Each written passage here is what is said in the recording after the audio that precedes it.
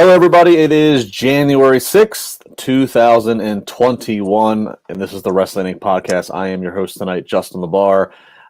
Whether you know you need it or not, tonight we're going to give you a distraction, something to enjoy and have fun with, as we had two great wrestling shows going head-to-head with AEW's Night 1 of the New Year's Smash and NXT doing their New Year's Evil. We're going to go through both shows tonight, both very enjoyable. So if you didn't see all or either, please stick around, because I think there was high points on both shows here. Not really anything to dwell against. Being joined by two co-hosts, Mr. Matt Morgan on one side, as well as from Forbes.com, Mr. Alfred Konuwa. Gentlemen, how are we doing? Great, but let's get this straight. I'm the host. You're the... No, I'm joking. Are we tri-hosts? We're tri-hosts. Tri-host. That's good. Spread it around. I'm the well, for this portion, I'm the host. You're the panelist. Let me be clear. I want nothing to do with this train wreck. I'm the what do we call me? I'm the pro. I'm the pro's opinion, right? I'm like Joe Theismann. Yeah. God, we're practice squad. Troy Aikman. I couldn't even say Troy Aikman. Like I'm a Dallas Cowboy fan. Like I'm getting older and older by the day, you guys, with my references. Like seriously, like kids look like I have schools I go speak at, and the kids are like, what? Like with some of my analogies, like who? All right. Well, Matt, hopefully you'll be with it for all of these references and segments tonight. Let's kick it off with AEW on their night 1 of their New Year's Smash. Of course, this was originally going to be night 2, but everything got pushed back a week when they did their tribute last week to Brody Lee, very appropriately. We kick it off with some 8-man tag action on AEW, the Young Bucks and SCU up against the Acclaimed and the Hybrid 2. And basically, I'll sum this match up is obviously athleticism, gore. This is a Young Bucks match. This is an 8-man tag Young Bucks match. There's super kicks. There's incredible sequences. This ultimately ends with a mix of SCU and the Young Bucks doing the best moonsault pile driver combo. Ultimately, the Young Bucks and SCU get the victory 1, 2, 3, and then there's a little post match promo where there's some sportsmanship. SCU's talking about they're not going to be around, but they would like to challenge for the tag titles. I didn't quite grab everything that was happening here. I mean, it was a feel good moment for SCU. But Matt, what'd you grab? It's tough, and I watch all the episodes being the elite, like I always say. So I try to pin everything together that I can with their TV storylines. And there was like a tease between Kazarian and Daniels, kind of like breaking up, and said, "Hey, this is our last hurrah. Let's just win one for the Gipper," kind of speech. So they're, I guess, on their last legs as a tag team, maybe. It's something to that effect is what I took from it.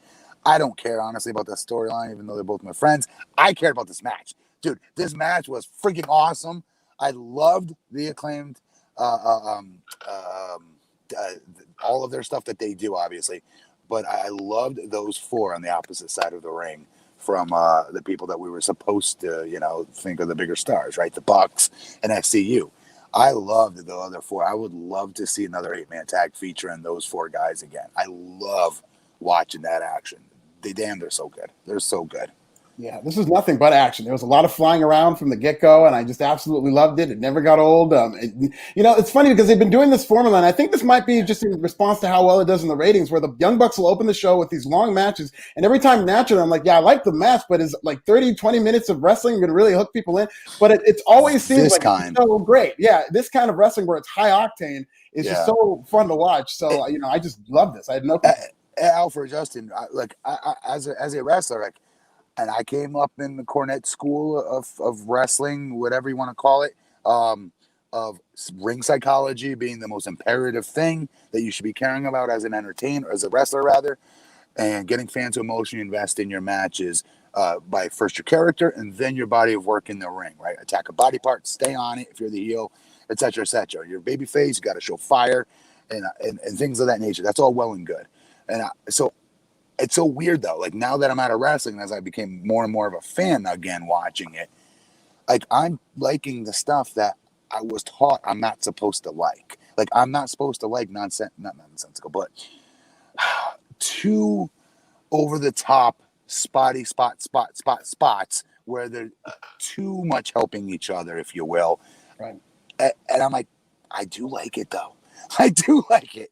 And I'm very entertained by the athleticism of it all. I don't give a crap. I know people make fun of the dive spot and stuff like that when everyone's waiting outside with their what's in their hands for 10 minutes before somebody comes and jumps on them. I get all that, but I like it. I do. I think it's. We keep talking to you guys about how wrestling is going to move into the future, right? And what's the next big thing? The athleticism is obviously a big part of that. And I do think what you said based on the ratings and things of that nature, that it does hold your attention. Even if you're not a wrestling fan, you watch that stuff tonight if you're clicking through the channels. Or again, I always use our significant others as the example of the mainstream fan that doesn't really watch wrestling. They come into the room and my wife does all the time. Every time the Bucks or something like that, they're like, holy, she always pops. For some of the athletic stuff that she never saw when I was wrestling, that's for sure.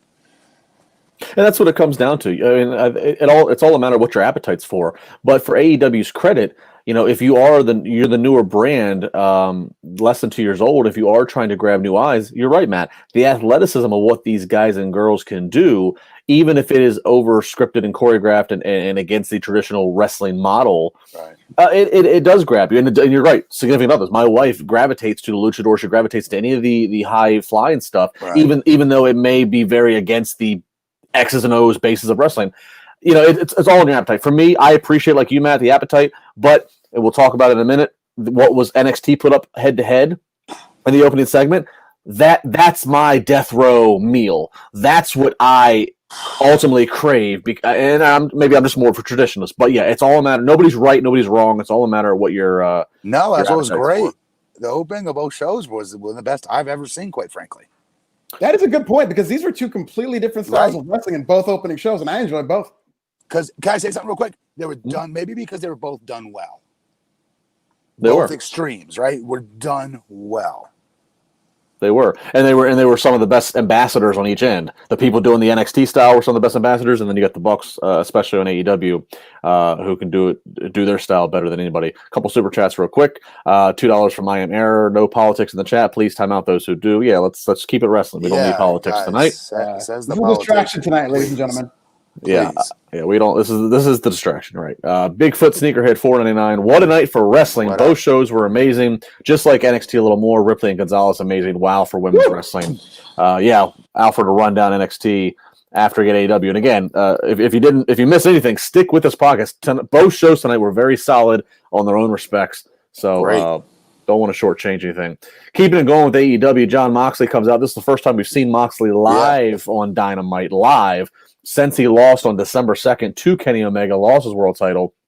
Moxley coming out, basically not going to boo-hoo, says, that's life, that's this business. Sometimes you end up in the bad side of a deal. Sometimes you take it on the chin. But he acknowledges Kenny Omega and that used car salesman, Don Callis. Don't forget, you have the boogeyman will forever be lurking over your shoulder. One day you'll realize you crossed the wrong guy. A little teaser for what we're going to get later on here. But good return promo from Moxley, who's got away with words. Yep. All right. It was a great promo. Yep. Backstage, Dasha with Orange Cassidy and Chuck Taylor. An update on Trent. I didn't miss this, actually. I guess Trent is going to be out with a torn pec injury for 4 to 5 months. So now it's just down to Chuck and Orange Cassidy out of the best friends. Here comes Miro, Penelope, and Kip to interrupt. They go back and forth. Miro basically talks about, you should be doing my car, my laundry. Ultimately, we're going to see next week Chuck versus Miro. And they're using a Japanese term in wrestling, a young boy, basically being a protege, that if Chuck loses to Miro, Chuck will become Miro's young boy until after Kip and Penelope's wedding. Matt, you and I especially have been a little bit harsh on them, this whole Miro Kip storyline. Do you like this progression of what's happening here? If Miro better damn sure win, that's all I know. Sure. Although it would be pretty funny, I guess. But I don't want him to be funny. Right. I don't know. I don't know. I don't know. And real quick, torn pec. To get people in the chat room to stop talking about that stuff, let's talk about. Maybe you guys can make fun of me in the chat room for this one. Gratuitously putting myself over with an Old Man Morgan story. So, Old Man Morgan here was set to win the TNA World Heavyweight Championship. My only World Heavyweight Championship I was ever going to win in a little tournament called Bound for Glory Series. It was the very first one we ever had. That thing was set up for me to win. And dumbass here tears his pectoral muscle. Never got hurt. Now I did. And it was early on in the tournament, right? And I thought we were going to have surgery, the whole nine. So they had to rewrite stuff. It ended up getting re-scripted and rewritten. I want to say it was Bob. I forget who ended up winning this tournament. But I had to come back like on a broadcast booth and crap like that. And I ended up not having to get the surgery. I was only ended up being out for like maybe 6 weeks tops. And I was very lucky to rehab it and get it back to where it needed to be. So when I heard he tore his pec, I was hoping it was like maybe like that, where it was something where he'd be able to rehab it and get back in the action a lot quicker than having to go get under the knife. And I would suggest it one more time, not that he's watching this show, but if he does, to get another opinion just to be safe. If you can stay away from going under the knife for a surgery, you want to do it. It's just an ugly surgery to get, and it takes forever to come back from. But there's my story, and I'm sticking to it while gratuitously putting myself over at the same time. Alfred, how many? Light it up. Alfred, how many torn pec injuries have you had writing for Forbes? 0 torn pecs. Little carpal tunnel, but no torn pecs just yet. So knock on wood. Stay safe out there. Iron Man. Ethan Kaufman, $5. I could watch Rhea versus Raquel a million times. 2 stars. Somehow Pritchard and Vince will screw them up if Priest is coming to watch. He becomes a pastor. Yeah, we'll touch on these NXT. You guys are paying, so I want to get the comments up there. But again, we will get to NXT. I promise. So don't worry. We will touch on this. If you can keep the AEW while we're talking about it, try to. Jackson Callens, $4.99. MJF responded to a tweet from Wrestling Inc. tonight and called whoever writer a dipshit. That's awesome. You want to out him? Stooge him out. I don't know who it was. I don't want to stooge him out. I don't even know. But What'd he say? I don't know. This is news to me. Somebody else had to find it. Hopefully it wasn't Raj, the writer. We can only win. I wish it was Raj. So we'll have to get. I don't want to stooge a writer, but MJF given some attention. All right, we'll speak really quickly about Miro. I really do hate the stuff with Miro that he's doing this young boy match because it's just again lends itself to more comedy. If he does win, which he should, I don't want to see Miro lose yet. It's just going to be silly segments with him telling the guy what to do, and I just don't like how they're booking Miro. It's one of the worst things they're doing in AEW is how they're booking Rusev / Miro. Well, especially right now, like. All right, maybe I'll give you a pass in the fall when you first get them in there because you're so deep into storylines. But now they are really kind of starting to reset some storylines now. And so there's no excuse if you want to start making them a viable competitor going after titles. Now's the time to do it. Right. Dude, they should have had him freaking super kick. Shit, I can't remember the kid's name. Through the damn barbershop window already by now. Like, seriously, they got to get rid of this other kid that, yes, he's good in the ring, but he's not a main event star. He's nowhere near it. And Miro is. And especially in that company. Anything less, they're not using him right. And they've had time to realize that. And I've got to be honest. I'm such an AEW mark. I don't beat them up enough for that. And I should. Because Miro is a main event talent. If this was WWE, we'd be killing them. I'd be killing them a lot more. So, that's a great call there, Alfred. You're right. D. Gordon, $5. A new Bullet Club with the Bucks, Omega, the Good Brothers, and Jay White sounds great. Again, more stuff we're coming to here. All of that. Jay White though is nasty. By the way, he's great. He is. I just don't think of him as. So I just got an update on the MJF comment, and I'll get to it in a second when it comes relevant to the rundown here. So hang on here. All right. So next up, speaking of MJF, we have his enforcer Wardlow up against Jake Hager. Of course, the story here: these are the two big the two big bulls. The two big enforcers and Inner Circle can't lay their eyes off of each other. They have that alpha, complex. We finally get the one-on-one match between them. Jericho's on commentary. The rest of the Inner Circle on the stage. And there was not one point where either guy had like a long-standing heat on the other. They just kept matching those two bulls, just hitting at the horns. Really good action here. Wardlow showed off more of his ability to work as a smaller guy, even though we've always told him you don't have to do this. He did some fast-moving sequences. Comes down to the ending here where Wardlow goes up, hits a senton bomb from the top. 1, 2. Hager turns it into a arm triangle submission. Wardlow grabs a rope to break it, and then grabs Hager, hits the F10, pins Jake Hager clean. 1, 2, 3. This was good. This is exactly what needed to happen. At first, I was a little upset that they didn't give this match more of a center stage spotlight. originally when they just said that these two are wrestling each other. But with that said, there's so many storylines in that company that we need to get the ball rolling here with Wardlow. And this was a very good step in that direction. That's a great win for him. So I was happy to see this. It really was. And Wardlow can talk too. They don't let him talk a lot, but he cut a promo before this match that I thought was really good. There was a few weeks back, he screamed at Jake Hager when he was like, "Why is this guy looking at me?" And he showed a lot of personality and fire there. I thought this match went longer than I thought it would, but it didn't go too long. It was a very good match considering these were two giants, and I just really liked it. Yeah, this was. You got to be careful with two. You got to be careful with two big guys going that long, Justin, because it does lend itself to be a little bit boring. You always want the shorter talent to be able to create the movement in the action in the ring of the big guy standing in the middle, like Kevin Nash always here talk. That's why we see Kevin Nash in his matches. 101, big man 101, which he taught me, which is you shoot a little AJ Styles off the ropes, have him duck one, have him duck the second. Big boot to the mush, like little things like that. Just that back and forth hitting the ropes like that is creating action for me. Makes me look athletic, and I mean they're doing anything.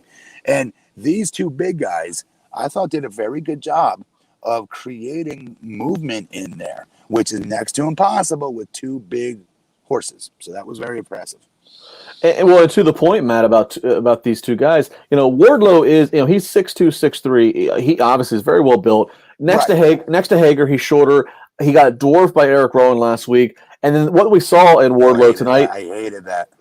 And what we saw in Wardlow tonight, there was a sequence where he did a quick roll up. Look, and I think I mentioned this before on the show. Knowing him since he started, he can do the senton. He can do some things that a guy like of his size, who is predominantly bigger than most of the AEW roster, it just happens to be the guys that is named, and Hager and Rowan. He's bigger than most. But by seeing him work the way he did tonight, Matt, part of me wonders: are they going to let him be kind of like the hybrid, where he is a big, like kind of like a Luchasaurus, where he's big, but he can do things that. Yes, I hope the answer is yes. He doesn't need to work a giant style, even though I keep getting on AEW for not having enough per se big guy, like giants, not big guys, giants. He's like you said, 6'2", 6'3", maybe 6'4".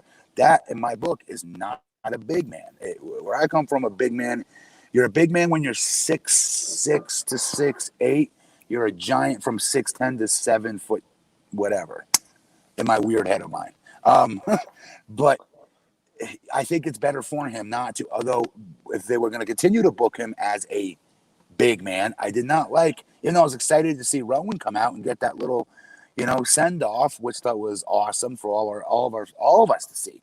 I just like, oh crap, why has he got to go after Wardlow? He's like a foot and a half taller than him. No, I was like, stay away from him. Yeah, it was again. Like what Cornette was screaming when I got called up to SmackDown, and immediately they throw me in the ring with Big Show. He broke his TV over it. Yeah, it's so we'll see. But bottom line, Wardlow gets a big win. If you watch this match, you'll notice Hager, who doing a good veteran thing, made Wardlow look really good in some different spots. So a good win here. Post match, they do give each other a fist bump, a little acknowledgement of respect. Inner Circle joins them. So we'll see how things progress. A super chat from Carlos. Oh, I don't know what currency that is, but that's a lot. It's a lot of digits. Hey Matt, Omega versus Phoenix was awesome. I'm wondering, how do you carry out a match with a wrestler who doesn't speak English? I guess referring to Phoenix. Great question. Enter my problem when I first went to Japan. You make very good friends with the referee, number one. Yeah. And you utilize the crap out of the referee. I mean, you really have to utilize them. But then, I'll be honest, in pro wrestling, there are things called, there's a spot called an international spot that every wrestler of all different languages and backgrounds knows. It's simply, I believe, if I remember this correctly, it's a shoot-off, like hip toss, arm drag, body slam, something like that. Shoulder tackle. They're all, but they call it universal spot. I'm sorry, international. It's literally called international, for that reason. And when you're in the ring with each other, you read each other's body language a lot of the time. But the real question here, and why I'm even more impressed, is because they're not Matt Morgan wrestling against another bigger Japanese wrestler, let's say, where it's going to be like a knockout drag out fight. These are guys that are doing crazy high spots. Do you know what I'm saying? So what they do is they go into the ring, which I wasn't a fan of doing this when I was wrestling. But they do. They go into the ring and they practice it. They practice it and they practice it. They talk backstage and they memorize what they're going to do out there. You have to with the crazy high spots these guys are doing, the risks they're taking. I'm normally not a fan of that. But what I just say at the opening of the show tonight, I was super impressed with that 8-man. Believe you me, zero of that crap was called out there. That was memorized. That was rehearsed. And I don't care. I was entertained by it. But to break the language barrier, like you're saying, you've got to go through those spots. There's no way around that because you need to be able to make sure you're safe, especially with Ray Phoenix and all the crazy stuff he does. He is so damn good. I love watching him. Yeah. Yeah, and I actually think I don't know for sure. I don't know them really well. I know Penta does not speak English really to the boys, but I think Phoenix a little bit. But it's all valid. You're right though. Practice It's rehearse. a great question. It is, and I think, and you can also get away with it better right now when you really don't have a ton of fans. You know, calling in the ring has always been a benefit of because of when you have a live crowd and to make audibles based upon what the live crowd is reacting to. But in this case, where you have minimal crowd, if any, and your ringside sound is all being manufactured by workers, I think the rehearsed match is going to give you a better quality. No, Justin, no. I'll argue. Because you don't have the fans, that rehearsed match that you talked about backstage and you went through, backstage spot for spot, right? Yeah. And you memorized it. You don't have to change it on the fly because there are no fans out there to tell you they're not buying. No, that's what I'm saying. That's what I'm saying. Calling in the ring. They just get to stick to the script. Yes. As they planned it backstage, and right. You don't have to worry about anything else. That's what I'm saying, because your ringside guys and girls are going to follow the program you want. You don't have to worry about calling an audible against an unruly crowd. That's what I mean. Is that you can get away with it. The fans didn't. Yeah. And that's what's right now. You can do it more. Another super chat, real quick here. It's Z for $5 right now. Raj is downstairs in his club basement, blasting blinding lights, shirt off, and doing money angles with Monday's super chat. Great show Monday tonight. There's a visual for everybody. Yeah, thanks for putting that in my mind. Jesus. Oh, wait, Alfred, you have not been hang on. Justin, he's not been blessed yet with a Manscaped ad where Glenn gasses Raj up on nights that he's drinking on here and gets him to take off his shirt and show his manly shaven chest. Oh, is that right? That's a thing around here. Okay. Alfred. It's a thing called Friday Night Raj, where he starts the wine early, then he moves into the scotch or the Jack Daniels, and he starts blasting blinding lights, and he starts cutting promos on Dave Meltzer. And he's in a satin robe. Dude, you guys have all seen the gangster memes out there, right? When somebody says something funny or gangster, you've seen the meme where they put the shades on, the glasses, the little cigarette hanging out of the mouth, and then the Dr. Dre in the background. That's Raj on Friday nights, Alfred. Somebody please make a meme of that. Raj is like Jamie Kennedy in Malibu's Most Wanted, where he's like, everybody here is packing a 9. It's a 9-iron at a country club. All right, keeping it going. Backstage, we have Private Party. They have some gin, but they forgot the juice. Enter Snoop Dogg with the juice. Snoop Dogg, of course, a special guest tonight. He's setting up for the big reality show or game show he's got with Cody Rhodes tomorrow. Matt Hardy shows up with paper for Private Party. Matt Hardy, he's going to make them kings, and he's their agent. He wants 30%. Double check some details. He said, but don't worry, the third-party stuff is allowed. Cameo, Twitch, I'm not a tyrant. a little knock at WWE. Very fun stuff here.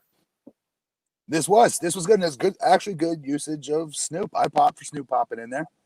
I did. Yeah. I'm not gonna lie. I'm a Snoop mark. But sorry, I'll go ahead, bro. That's all I had. I was going to say my favorite version of Matt Hardy, and I've said this before, is just when he's working out a new character. This is just when he's at his best, when you can tell the creative juices are flowing and he's developing something. And that's where he's at with this character. And he just, every time I see him, he just knocks it out of the park, whether it's BTE or doing stuff like this. I just love this heel Matt Hardy iteration. He's been doing it in BTE too a little bit, and I dug it. I like it.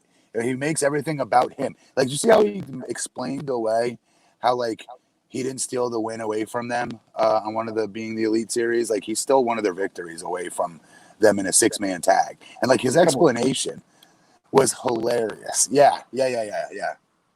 Yeah, and if you can do multiple personalities, I'm always a fan of the three faces of Foley thing. I like when you can get Money Matt Hardy. I like when you can get Broken Matt. I like it all.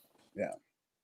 I think he's really getting into this though. I think it's now a couple times. It's more, you know what I mean. I don't want to like curse it, and then like next week he's, oh yeah, Matt Hardy again. But like it's, you know what I mean, or whatever carnation he's going to be. This one I dig. I do.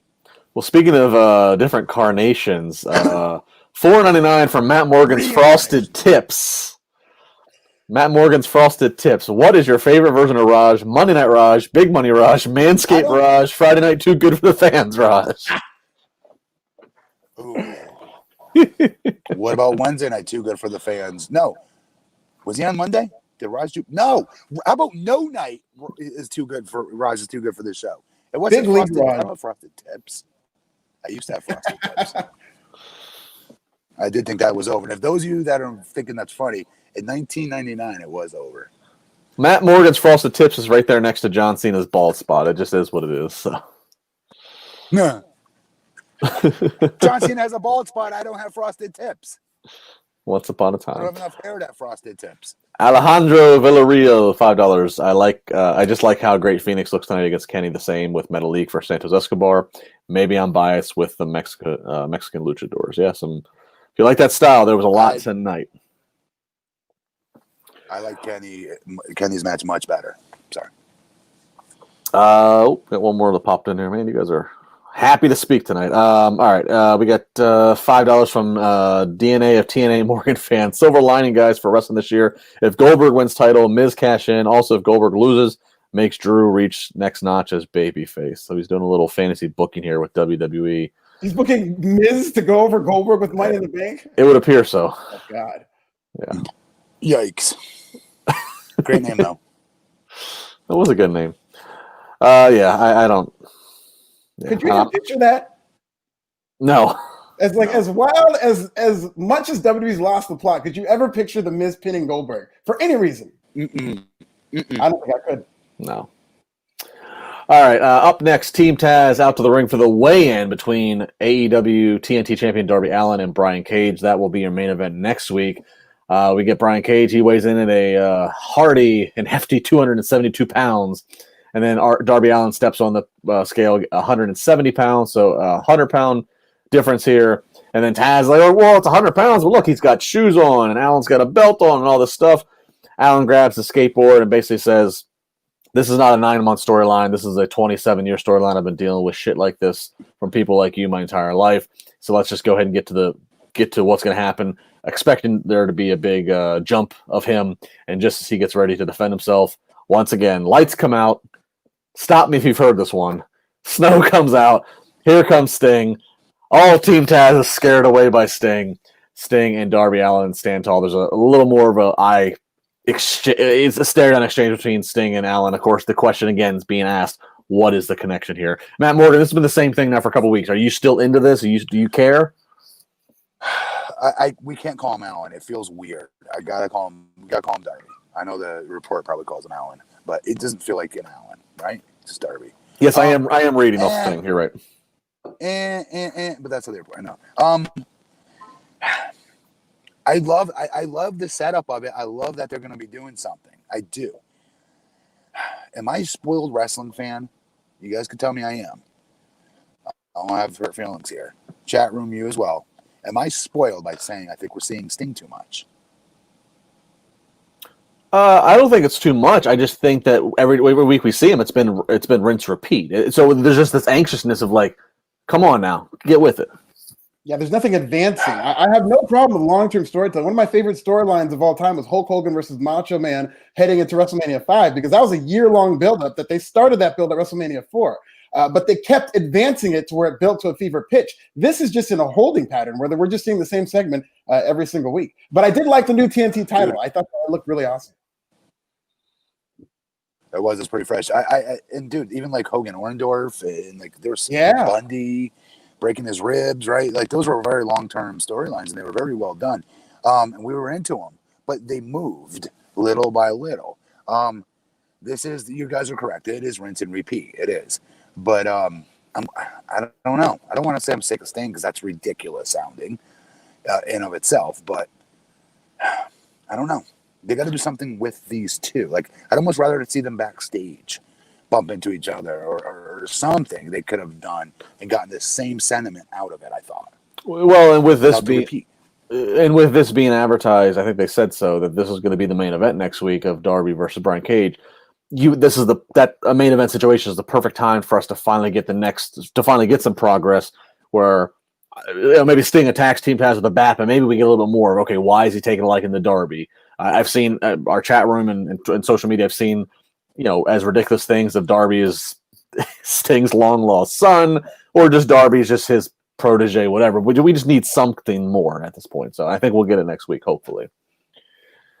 Backstage, yeah. Go ahead, sorry.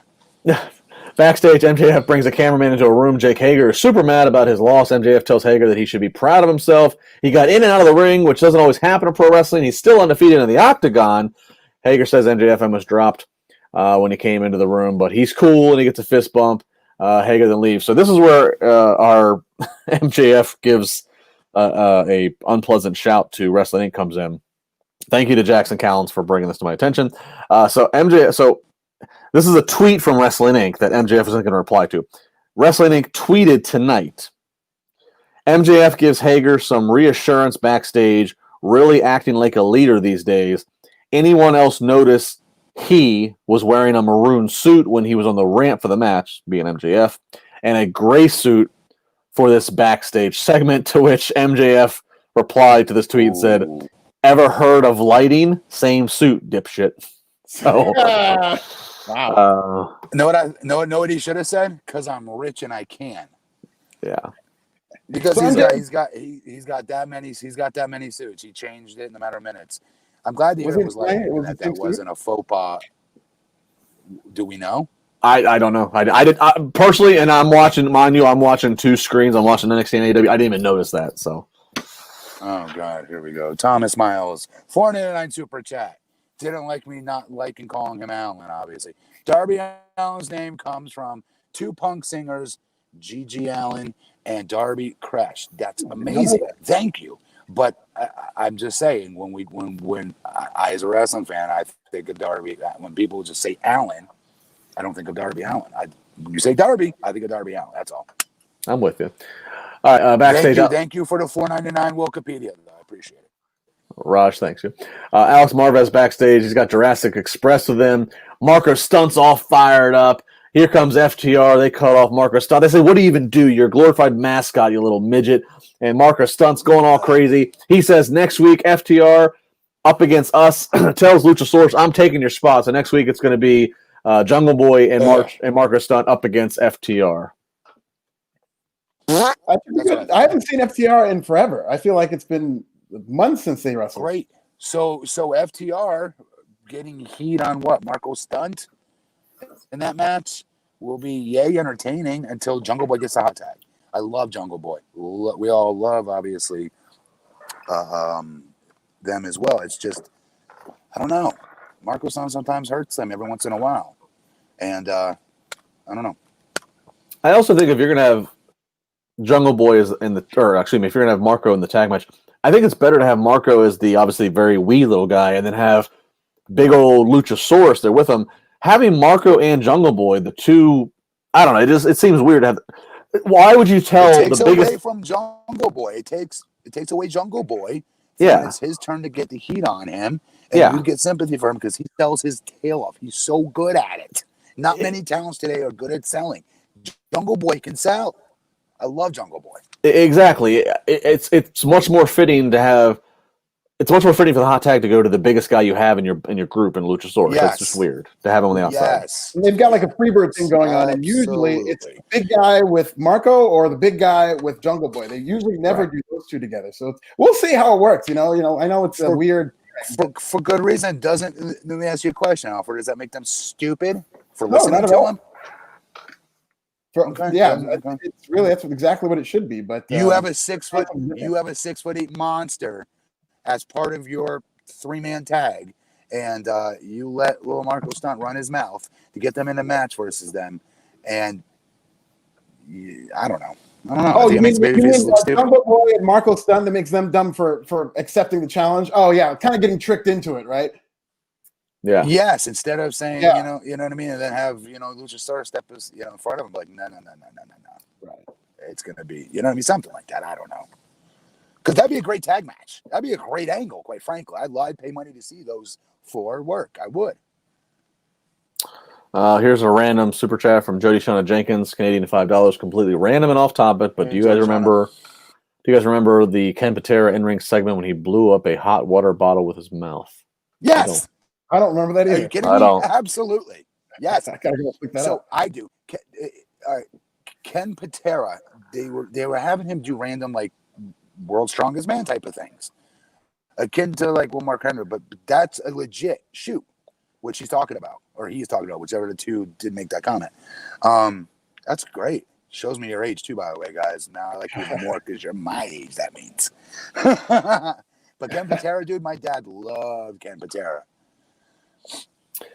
All right, up next here we got Cody with Snoop Dogg taking Arn's place this week as Cody's coach. He's got the play calling sheet and everything up against Matt Sydal. Cody has a special entrance song, a remix to his music that Snoop Dogg did. Jericho on commentary. Snoop Dogg's jumped AEW. Snoop Dogg's jumped AEW. So really hamming it up. They got Snoop Dogg, who of course has been a regular WWE supporter in the celebrity world. Good match here between these two of Cody and Sydal. One to check out. Cody ultimately dodges Sydal's jumping knee strike, hits the crossroads, gets the victory 1-2-3. Earlier in this match, at one point, they ended up hitting Luther and Luther's partner, whose names escape me. Nobody cares. Serpentico. Thank you, Alfred. Serpentico. Anyway, yeah. He and Luther hit the ring immediately after the match. They attack both Sydal and Cody. So who's going to be the extra man? Who's going to be the equalizer? Snoop Dogg, of course. Snoop Dogg. After Cody and Sydal regain control, Snoop Dogg climbs up on the top rope. He's a tall, lengthy fella. He's a little unsure up there. You can see the fear in his face. 6'6". He's a lengthy dude. 6'6". Does an awkward splash, but man, he hits the splash. He pops up, and he is having so much fun doing that. And Snoop Dogg actually gets a pin, and Cody counts 1, 2, 3. Unofficial, as Jericho reminds us on commentary. That victory by Snoop Dogg's unofficial. But a fun segment here. Great. I mean, look, if you're flicking channels and you see Snoop Dogg, that's something, right? Depending on who you are. It is. Real quick, can you hear me okay? Is my volume shitty? You're good. I can hear you. Feels like there's a delay again. Yeah, exactly. You hit the nail on the head, though. Like, this Snoop Dogg was on their station. Snoop Dogg was on their wrestling show tonight. Snoop Dogg's a very big deal. I'll remind everybody, this company's still in its first year, correct? If I got it that right? Second year now. We're beginning their second year. Okay. That's a pretty good get. Shaq, just like less than a month ago. And now you get Snoop. I don't know. This company's doing very, very, very, very well for themselves. And it's always good when you get a celebrity that big who wants to be part of the product. It's not like he was there awkwardly just plugging something. He really seemed like he was having a great time there. I mean, that splash was so awkward to watch, but it was so funny. I mean, Snoop, just when he was going and high-fiving the announcer, just looked like he was having the time of his life, which is always good to see, for wrestling fans, so that they can kind of accept these celebrities into the wrestling world. Dude, let's be clear. Snoop is a legitimate wrestling fan. Yeah. Snoop could go back and list all his favorite storylines when he was younger. Like, he grew up with it like the rest of us did, So I appreciate that. And he's got theme songs in 2 different companies now. He does, and that's what's interesting. Snoop. Again, they had the banners on the ring aprons. They had it all around the barricades. He's doing the Go Big Show variety show with Cody Rhodes that debuts tomorrow, January 7th. So obviously there's a Turner connection. That show's gonna be on TBS. But yeah, he's a wrestling fan, so he shows up willingly. I saw jokes on social media. It's jokes, but it is a real thing because we've seen WWE's been a little spiteful. I'll be curious when the next time Snoop Dogg gets an invite from WWE to come around, because we've seen them be a little spiteful of. He just opened up that new T-shirt stuff with like Undertaker. Those are very successful T-shirt sales. I'm just wondering, have they completely still closed that down? Do we know? Don't know the website for it or something like that. He There's also a link to it that I heard they took down. He also does his cousin Sasha Banks' theme song. Yeah, I'll be curious to see if Sasha Banks goes back to her old theme music this Friday. If she does, you'll know why. That's a damn shame. If so, I'm sorry. That's small. WWE, you're a conglomerate. You're the New York Yankees. Settle down. It ain't gonna kill you. Dustin Eck, $5. You guys see that Brody Lee Jr. and Marco Stunt did a promo battle on AEW Dark? Yeah, that was a lot of fun. That was good stuff. No, I'm actually. I usually watch Dark, and I missed this one. Okay. Check this out. Tony Khan even made a point to say that Brody Lee Jr., 8-year-old Brody, wrote the dialogue, and it's some pretty good dialogue. He talks about how the next time I fight you, referencing when he's 18 years old, has his AEW contract, I'm going to be much taller, and it's a good little promo. And Tony Khan said this was all Brody Lee Jr. And Tony said go out and go ahead and do this. Fought off the security and everything. I'm dead serious. I love Tony Khan more and more. I'm being dead serious. I love this. This is feel good stuff. And those that I can't imagine anybody like crapping on this. I hope not. Hang on. Comments are flying up. I did not mean to hit. Can you guys not hear me? Not here. No, it's good, Matt. And I talked about it earlier today on the Wrestling Daily. There was video of Natty and Tyson Kidd and Liv Morgan. A video that John Huber's wife Amanda posted on her Instagram of Brody Lee Jr. wrestling in the ring and training, in a sense, with some of these other wrestlers. And I have not lost my father yet. I have not had to experience that loss, so I can't relate to him. But it's all this stuff that's going on with Brody Lee Jr. and the family. I just think it's got to be some kind of not only comfort, but like almost like a welcoming distraction. You just lost your father, but like this kid is getting to like do all this stuff, and I don't know. I don't really know how to articulate it, but it makes me feel good every time I watch it. And I hope it's when you got somebody like Brody, when you have somebody like Brody that meant so much to so many different people, which is obvious.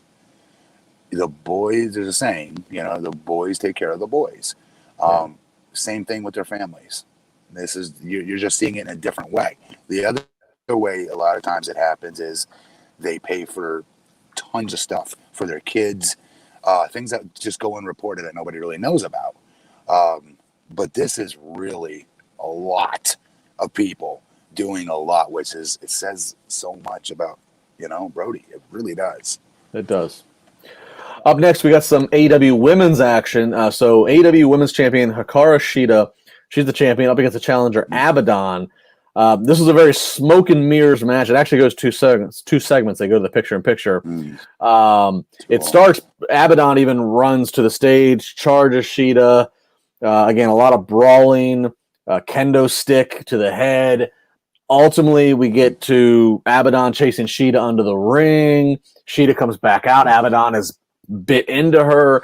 Then we get into some more traditional wrestling back and forth. Ultimately, though, Shida does get the victory by pinfall. I'll reserve my opinion here in a moment. Let's go to Matt first. AEW Women's Championship match. Shida gets the victory in a very unusual match. No, nothing. This did nothing for me. Nothing. I don't think Shida should be their champion. No offense to her. This is the only semi-weak thing they have in this company is how they're showcasing their women's division.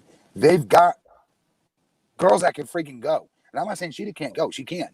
But her character, there's nothing whatsoever developed about her character. I don't know anything about her. I don't know what makes her tick.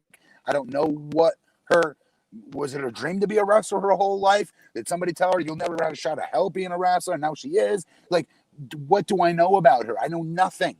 Nothing. I know more about how do I say her name? Abaddon. Abaddon than I do the women's champ. Because Abaddon, what you see is what you get. She's like the Amazon from the Nintendo game Pro Wrestling. Those of you guys know what I'm talking about. She's the character comes out and literally bites you like Amazon did. You know what you're going to get from her. She's a monster, and she's going to bite you, and she's going to do this, she's going to do that. You get what you get from her. You know it right away. I'm a big fan of that. I don't know what it is. I just think of the belt. I think that the belt is on the wrong talent. I think it's been on the wrong talent for quite a while. And they just have better girls, like even Penelope Ford. They've done nothing with her to get her where she should be by now as a singles act, bigger star. I'm not saying she should be champion. I'm just saying she should be much further along than just being, you know, in this wedding storyline and yada, yada, yada. There's a lot. I'm saying my point is there's more good talent in this division that are not being utilized. That's all I'm saying. They advertise next week Serena Deeb and Tay Conti for the NWA Women's Championship. They do better linear, consistent booking for the NWA Women's Championship than they do their own championship. And Matt, they do. And Matt, you were just 100. saying, you were just saying that. Yeah, I agree with you. Sheeta, she can work, but there's no connection. What's special about her? Britt Baker again. I go back to Britt. She's your best you got in terms of consistency. You know what's crazy about Britt Baker is that this run that she's had, she's like at the end of this really good heel run where she's never even gotten the title. And if she was to get the title right now, I'm not saying it's too little too late, but it's like, well, what the hell took you guys so long? Where they've had this dynamic character. Why did Sheeta have to have the title all this time? I've seen a lot of good Sheeta matches, but I've never been excited for a Sheeta match going in. No, I haven't either. And I know Britt, Britt will probably take the title. I know Britt does not want to all of a sudden become babyface again. I think she's enjoying this heel run. Yeah, this women's division has just been weird. Abaddon visually is very interesting, and Jericho and all of commentary sold it. Jericho even tried to stop saying gimmick. He's trying. I don't even say gimmick. He's like, this woman lives this life, so that was good. She visually looks freaky as F. Different color contacts, the blood. Yeah. She is green. Yeah. So they wanted 2 segments of this match. Sure. She can't do a traditional 2-segment. I want to say she can't do it, but asking her to do a 2-segment traditional wrestling match with Sheeta probably wouldn't have been as good. So I understand the whole smoke and mirrors, the gimmicks of blood, but at the end of the day, try to find a no contest or something. I know AEW doesn't like to do that, but all of a sudden, building and talking all about this Abaddon character, and then she ends up getting pinned by this whatever Sheeta finish. Yes. It kills everything about her. It's stupid. It kills her, and she's a monster. Again, you guys, when you're a monster, you've got to be incredibly carefully booked, more than any other talent, quite frankly. But you talk about her being a little bit green and whatnot, and them doing like smoke and mirror. But like, dude, I don't want that from her. I don't want her in a 2-segment hold for hold, catch as can, or high spot style match. I want to see what I was seeing. I want to see her biting. Right. I want to see her being a monster. It's different. That's what I thought the finish was going to be. When I was thinking they're going to get counted out and she's going to be bleeding, this is going to be great for Abaddon, and then they just kept the match going and they beat her. I thought it was very deflated. Yeah, and they did. To $2 for Brett Murphy. It's time for Britt Baker to challenge for the title. They did announce next week a new segment. Britt is going to do a debut of a segment called The Waiting Room. Sounds like a Piper's Pit kind of thing. That's going to have on AEW Dark. Oh, it's going to have Cody on it. Been watching it. Oh, is that? It's actually really good. Okay. Yeah. I thought this for Dynamite. They haven't put it on Dynamite, I don't think yet. I could be wrong. I've just been seeing it on YouTube week after week. So I think it's going to be on Dynamite next week. So that'll be the first time for it to go on Dynamite. So it's good. Oh, dude, Justin, you haven't seen it yet? You'll love it. Watch Marco Stunt on there. He sings on there, and he's incredible.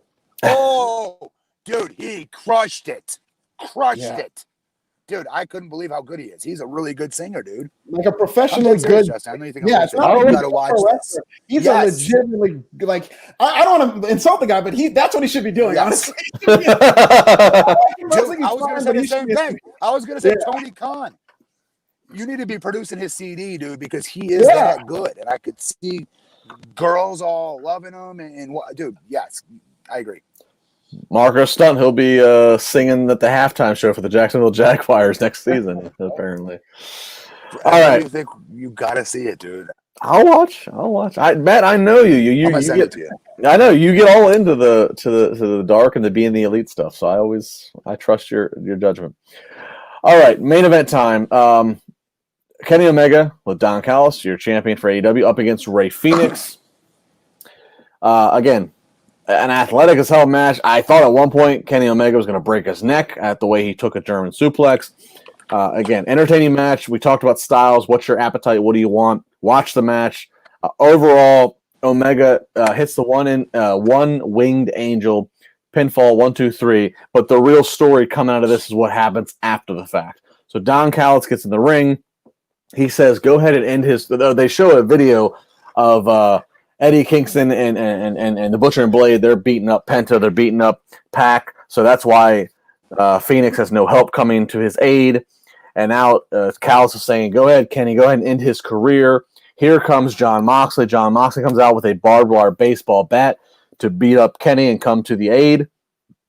And then after that, we see the Good Brothers, Carl Anderson, Luke Gallows, Impact Tag Team Champions. They come out, they attack, and now you have them along with Don Callis and Omega. They are fighting off, Brian Pillman. They're fighting off Brian Pillman Jr. They're fighting off all the different people coming from ringside of AEW.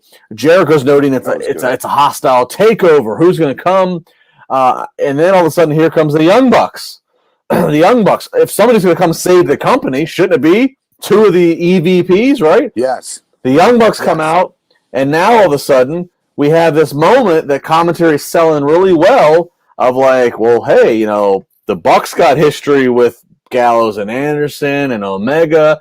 And then all of a sudden, Omega, Gallows, and Anderson, they hold up the Too Sweet sign, and the Bucks reciprocate, and that's how we go off the air. Matt Morgan, you're a big Elite fan. You're an AEW mark. You follow all this. Are you on the hook? Dude, yes. Are you kidding me? My head was exploding. Yes. I love this. Love this. I was going to be like, I'm like, oh, they're going to already go through this. They're going to super kick them. Oh no, don't. And then when they actually did the Too Sweet and they did it back, I was like, F yeah, this is awesome.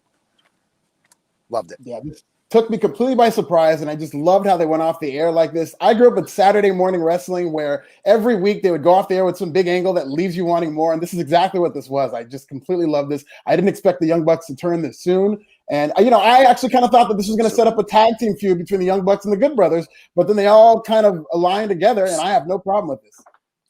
Alfred, I'm just like you. So really quick.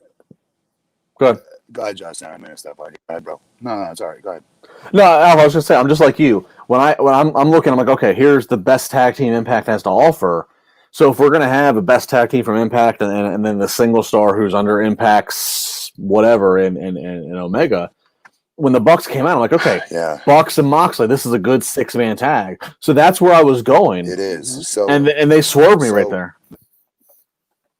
So here's my thing. I don't want to throw a wet towel on this. I don't. I'm hoping I am wrong. I pray that we get to continue this awesomeness of the Bullet Club being back. But what happens if Young Bucks just set that up? Just for next week to be like, haha, just kidding, F you. Then they're like, they're not really it. Well, and that's a great point, Matt. And we've on Impact we've been seeing because they went off the air. Yeah, no, it's a great point. There's a lot of questions to be answered. On Impact we've been seeing the NWO style paid advertisements by AEW with Shivani and Tony Khan, and this is really the only on-screen involvement Tony Khan's had since his company's inception. And so it does. You're right, with the Bucks being who we know, two people who are the foundation of AEW who are now aligning with this Impact insurgents, like, where do you go? Like, does Tony Khan surface in this? Like, what? I mean, it's It's a good question, man. That's a good question. I hope not. I hope they stay the Bull Club. I hope they continue this. But like, we do lose a pretty sweet dream match, tag team match. You know what I mean? In this, which I'm okay with for the greater good of the visual of seeing them all together like a true mark. I admit it, at least I like it. I dig it. Yeah, I mean, I guess it's great that we have these things to talk about because you talk about Impact AEW.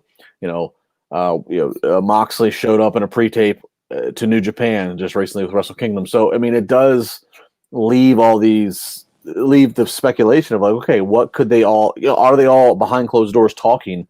What are they trying to build to maybe down the road? So a lot of things to talk about and speculate about. It is exciting. So AEW, a big way to go off again. They have night 2 next week, which of course will be here for New Year's Eve or New Year's Smash night 2. Right. But that was that. So very exciting. We spent 54 minutes on this. Yes. I don't want to shortchange too much, but I don't want to go too long. Alfred, please go to NXT because NXT had some good shit too. Very good show. New Year's Evil. And real quick before you get into this, Justin, I'm sorry, Alfred. We'll spend some time on this because this was a really big show, you guys. I'm the one who usually rushes us off this one, so if that's cool, we'll just take it as it goes because this was a really good show. We got to give it its props. Absolutely. You know what I mean? Go ahead. Sorry, Al.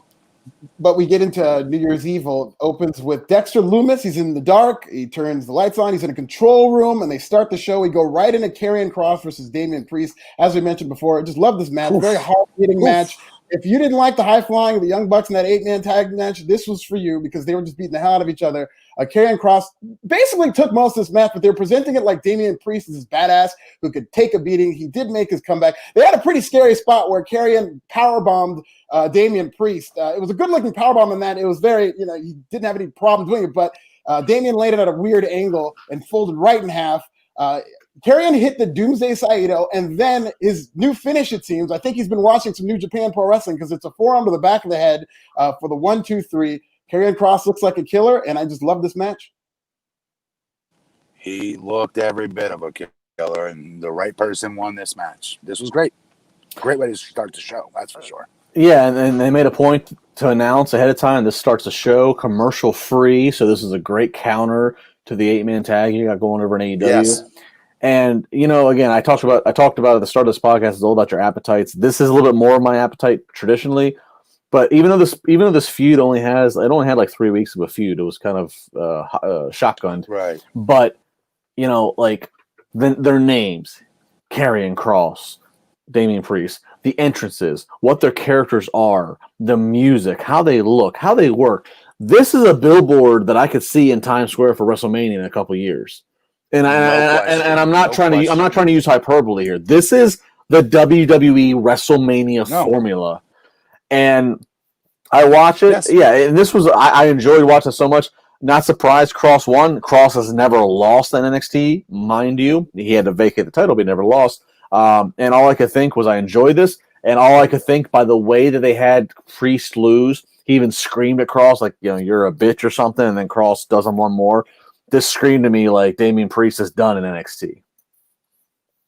Yeah. Well, I did not like them working against each other this soon with Kross coming back, just because Damian Priest is supposed to be another monster, another big time star that we're lucky to be able to watch on NXT, still cutting his teeth, if you will. But he's going on to bigger and better things. There's no question. So maybe that's what this was, Bigfoot Sneakerhead 999 Super Chat. Matt, I know you said this before that the NXT women's roster is amazing. Not going to lie, when you're right, you're right. I wish they would give them an all women's takeover. Yeah, this women's, and I tweeted earlier tonight. The NXT women's roster might be the best roster in all of wrestling in terms of a deep roster with a lot of killers who want that title. Mercedes Martinez called out Io Shirai. Tony Storm's been calling out Io Shirai. Rhea Ripley's at the bottom of this division. That tells you how loaded this division is. Raquel Gonzalez is going to be the number one contender. We saw Zia Li tonight, which we're going to get into. There's a lot of women who seem like capable contenders who can beat Io Shirai. Absolutely. I will argue. I will stack them again. Okay, sure, you've got the Sasha Banks, the Baileys, Charlotte Flairs, Becky Lynch when she comes back. But, that's just the top four, though. You know what I mean? Between Raw and SmackDown, there's some others, obviously. I think Lacey's a big star waiting to happen if they ever did right by her. But, but other than that, and there's some others I'm leaving out. But you cannot compare them. I mean, dead serious. From top to bottom with that NXT women's division. I'll take it any day of the week. They should have their own show. No, I agree with that. I'd watch it. And I just want to, we don't normally do non-super chats, but I can see the chat at the moment, so I just want to point this out real quick before we move on. James Potts sends a comment saying, Priest, LOL. That's Punishment Martinez fool. Yeah, I know he was Punishment Martinez. That's what he was. He would have been better staying off in Ring of Honor. James, think for a second. Yeah, Punishment Martinez sounds cooler than Damian Priest. But Damian Priest It does sound cool. But Damian Priest is not it's not a terrible name, what have you, and he's still doing the same moveset, look, what have you. Think about what you're saying, James. If he's being asked, okay, we know Punishment Martinez sounds good, but we want something that we can own, so you're going to be Damian Priest, but you're going to be successful in NXT, and then you're going to go, and let's say you're going to get some WrestleMania paydays. Oh, yeah, he's better off staying in ROH. No disrespect to ROH. They do good what they do in their realm of things. But ROH doesn't have WrestleMania paydays. So just, James, think. Think for a second beyond what you like as the fan. Punishment Martinez. WrestleMania paydays? Brother, they don't have a OVW, Six Flags Summer Sizzler Series payoff, let alone WrestleMania. It's not even comparable. Right. I love James. Like fans just don't like, but you don't think about when you say these things. And I also fully expect to see Damian Priest / Punishment Martinez in the Royal Rumble match, which that in full crowds would be a huge payday in and of itself. He's going to get a lot of exposure. I think they're going to have him get a couple of eliminations, maybe too. And let's hope they do right by him, though, because unfortunately, the WWE has proven to us they will not get that right when they bring them up from NXT. So I hope they do him right. No, then I get it. But I'm just saying, like, just think about it, like from the perspective of business. If you are the man, Punishment Martinez / Damian Priest, like, it ain't like they called him Joe Blow. You know. Real quick, I know James' eyes wide about from James. James is a cool dude. I'm coming off and coming back because this delay is killing me. I want to choke myself right now. I'll be right back. This phone is killing me. Okay, while Matt goes back, we will get into the backstage program that they had. It was Cole and Roderick Strong doing a promo backstage. Cole's putting himself over, putting Roderick Strong over. Roderick Strong put over Breezango. He says that, but then Cole says that Cole and Strong are at another level. They want to win the Dusty Rhodes Classic. And the prophecy begins tonight with Kyle O'Reilly in the main event. So that's another one of those things that I like, kind of a Dusty Rhodes thing where you're putting over the main event, even though you're talking about another match. So that was really cool. Then we get into Santos Escobar versus Gran Metalik. No wonder Matt left.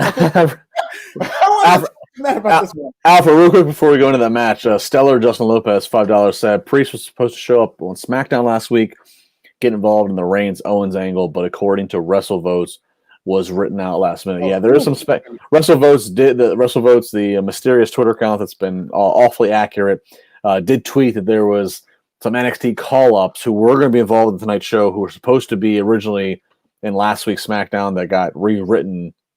So, Priest has been one who's been speculated. It's not, nobody knows none of us will ever know for sure, but he's been one of the ones speculated. And it certainly would make sense that, well, why would you bring Priest into SmackDown if you need to get him to finish business? So we will see here, but that story in its full is on WrestlingInc.com. And one other, just $1 for Ace Carter saying hello. Thank you, Ace Carter. Thank you, Ace Carter. Very nice. Sorry, Alfred, go ahead. That's right. Santos Escobar versus Gran Metalik. Now, I will say I was expecting this to be so much better than it was, but I think this was hurt because the first and last matches went commercial-free legit. So they did have a commercial during this match. It was your basic match. Escobar just working over Metalik's lower back so that he doesn't get to use the ropes and whatnot. They weren't really set up to have a great match. Escobar kind of screwed with Gran Metalik's mask, and that became part of the story. Eventually, Santos Escobar hit the legato or his finisher for the win, and it was just a clean finish. Lucha House Party has kind of been heated up lately, but this was just your basic kind of showcase match for Santos Escobar, although Gran Metalik did get a couple spots in. This was really nothing special, unfortunately. I don't want to say it underwhelmed, but I did have a lot of high expectation. I love Gran Metalik, and Santos Escobar is obviously very talented. It was certainly an okay match. I don't want to say they didn't flop. They did what they had to do. There were some moments, if you want to get picky and watching the X's and O's, they botched and got a little out of time and such. But this was what it was. I'm glad that it was placed on the show where it was. It was not placed to be the integral opening match or turn of the hour or main event. Bottom line, and going back to Raw, I'm happy to see that the WWE and NXT powers that be are giving more investment to Gran Metalik and Lince Dorado, because I think both of them are very good. So we'll see how long that sticks. Yeah, absolutely. And I'm like you. I was very high on this match because I don't think it was a bad match by any means. But I believe my prediction was that this would be the first great match of 2021, which I wouldn't have been right about that. But I did think it was a good match. It just, for what I thought it was going to be, wasn't great. We get a promo for Zia Li appearing tonight. But before then, Mercedes Martinez has a backstage promo. She says, I don't care about the biggest badass. I care about the NXT Women's title. So she calls out Io Shirai. And this is what I was talking about earlier. I wasn't necessarily talking about top to bottom from talent-wise. NXT and UFC and MMA get this right in that when there's a champion, there's 4 or 5 people calling them out. And Mercedes Martinez is just the latest woman to call out Io Shirai, which does add value to the title to me. Is I like having all these women who look like badasses calling out Io Shirai. And the next woman badass would show up tonight. I don't know what you thought about this, Justin, but I want to get your opinion, obviously. We get the payoff to Zia Li and all those segments. We get the act. So essentially what this is, there's a masked individual sitting on a throne. So this person is in the flesh, sitting on a throne. There's this dark, ominous music. Zia Li and Bo are walking side by side. Zia Li is wearing a lampshade, it looks like. Boa takes it off. Boa's kind of dressed like Mr. Anderson from The Matrix. He's just got the glasses and the suit, like the FBI look. Zia Li looks very fierce. Zia does this kata, like a karate sequence using daggers. And she is just, they have her in the ring and they just kind of get this close-up on her. She's just shredded. Her shoulders, she's always been in great shape, but it really plays into that retransformation angle. She looks very shredded. She has this match with Katrina Cortez. Poor woman doesn't get any offense. Zia doesn't sell anything. She just strikes her, beats the hell out of her. Every once in a while, it's a very quick match, but she turn and she would look at the figure sitting at the throne. She would bow, and then she just beat Katrina Cortez 1, 2, 3, clean in the middle. Yeah, this is something I was looking forward to. This whole repackaging and the debuting. I thought it came off great. First off, I thought Zia. I mean, and they showed the replay. They did the due diligence. Zia, there's some knees and kicks connected. So I thought it did a great job. Who's a mysterious figure? The little cliffhanger there. I was all into this. I've been into these vignettes once I caught into them and really started paying attention. And again, we just add to the depth of women's talent and creative. So I'm all for it. I was a Zia Li fan prior to this, but now that we have some serious depth to add to her character and Boba as well, I'm all good with this. This is an Undertaker-like character in that it's dark, ominous character. You're right, Justin. She beat the hell out of this woman with these great strikes. She gets her powers. It's kind of like the urn from this character. Mm-hmm. I really like this act. You can't take your eyes off of it. And I just want to throw in, because you mentioned it, right before that, Mercedes Martinez doing her promo. All I can think as I'm watching is I'm like, boy, she's so glad she dodged the retribution bullet. Remember when somebody would get called down to NXT and it was like, oh no, what happened? But now it's like, oh man, you got out of prison. Oh, congratulations. It's like a new lease on life. If you're Dolph Ziggler and Hunter calls you and goes, I'm going to bring you down and do a run for 3 months and it's going to culminate in an NXT takeover match. You want to do it? Yeah, all right. I mean, the dynamics have changed for sure. 100%. We go backstage, and unfortunately, Timothy Thatcher cannot compete. They do this quick B-roll of Thatcher storming off. You see Regal talking to a trainer. So Thatcher's not able to compete in the pit. That match is canceled. Then we go to a Bronson Reed interview, very basic stuff. He just says that he's putting the whole place on notice. Then we get into Rhea Ripley versus Raquel Gonzalez, which was one whale of a match. This is another kind of monsters bash where they're beating the hell out of each other, but now there's weapons and plunder, and I thought they did a great job with this. At one point, Rhea Ripley handcuffed Raquel Gonzalez to the chain link fence, and Raquel just broke away from it. They used the bell. They went through a glass door. There was a really scary spot where Rhea Ripley took a back bump on the table, but she hit the edge of the table before it broke. It looked very scary, but she seemed to be fine. I'm sure she'll be sore in the morning. This is a very funny spot where Dakota Kai came in with a kendo stick, started beating the hell out of Rhea Ripley, but then Rhea overtook her and stuffed her into a locker. Like literally stuffed Dakota Kai's whole body into a locker for the rest of the match. As far as I'm concerned, she's still in that locker. They essentially, the finish comes where they're on the steel step, and both Raquel Gonzalez and Rhea Ripley go through the stage, through kind of the entranceway, because Raquel hit like a modified power bomb. Raquel is able to get to her feet before the 10 count, so Raquel beats Rhea Ripley in a very good last woman standing match, Justin. Very good. God, this could have ended the night, and this could have main evented, and there would have been no, I don't think, any complaints. And then you look again, timing wise, this is right about as I think the Abaddon Sheeta match is ending. We're going into the introductions of the world title match, so. NXT fired their shot. This is a great match. Obviously, this is a great build. They really had a lot of weeks into build to this. It looked violent. It was violent. The Dakota Kai spot, as you mentioned, is funny, but relevant. How do you neutralize her? Much like how I felt at the end of the Cross Priest, I felt this might be the end of Rhea Ripley at NXT. I might see Rhea Ripley show up in the Women's Royal Rumble in a few weeks. Yeah, Rhea Ripley's a favorite. She's one of the 3 top favorites, and they just updated the odds, and they haven't changed. So, and that's a pretty wild thing when you're an NXT exclusive talent. You are being already odds makers are putting you at a top 3 for Rumble. So this was obviously was a TV special, but this is storyline purposes. It's the equivalent of a pay-per-view. It's where they want things to culminate and to reset. So.